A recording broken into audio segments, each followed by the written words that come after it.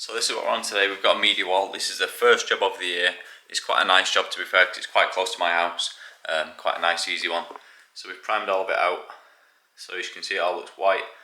Sheeted everything up, got all the floor protection on because the customer's got brand new hard flooring down. So now we've primed all this up. We're going to tidy up for the day, and then we're going to put the top coat on tomorrow, at least a little bit of it, inside these little panelly bits, and get it looking good. As with most of our jobs, preparation is key. So the main thing is to take our time, get it all prepped right, and then the rest of the job goes easy peasy. This one's going to be a nice natural texture, a bit of a diagonal design with a nice little grain running through it, hand painted on. So the trickiest bits to do are these lights. These are like the strip lights behind here, so masking them up. But taking your time to mask them up is super important because they look really nice. So this is all primed now. We've got to let this to dry for at least 6 hours. So I'm going to nip off to the next job, and then I'm going to come back this tomorrow and start putting the texture on. So all this is going to do now is dry. It's about 10:30 now, so the day has finished a little bit early, but this is just how it goes sometimes.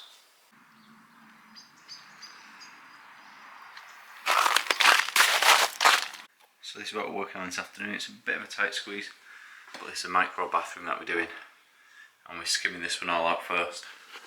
It's got a lot of angles.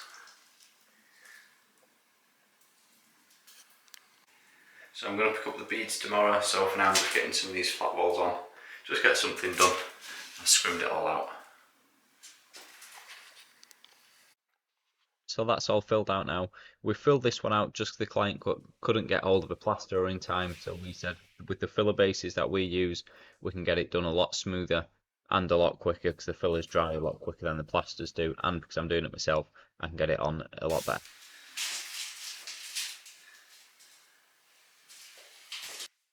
So this is day 2 on the media wall, and I'm applying the texture. So the texture goes on in a neutral white, and then we put a pearlescent colour over the top.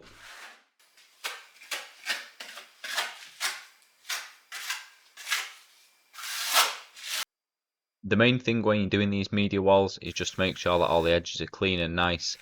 The cleaner you can get your corners and edges before standing it down, the better. It's just good practice.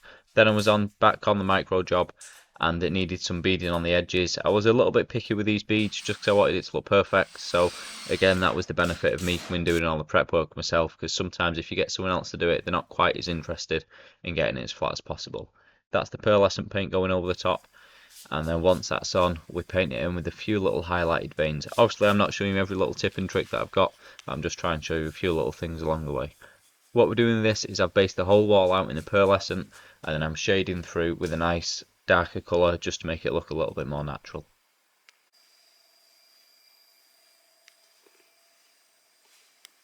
So that's the media wall done and dusted. Customer's super happy.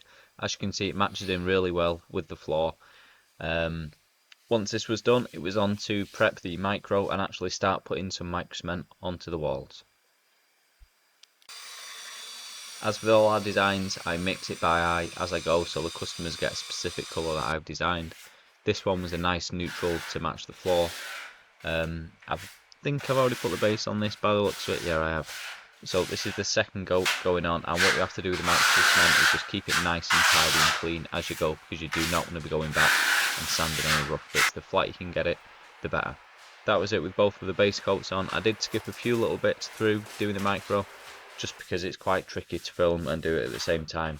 This is the top coat going on now, so this is the sealant that actually makes it waterproof.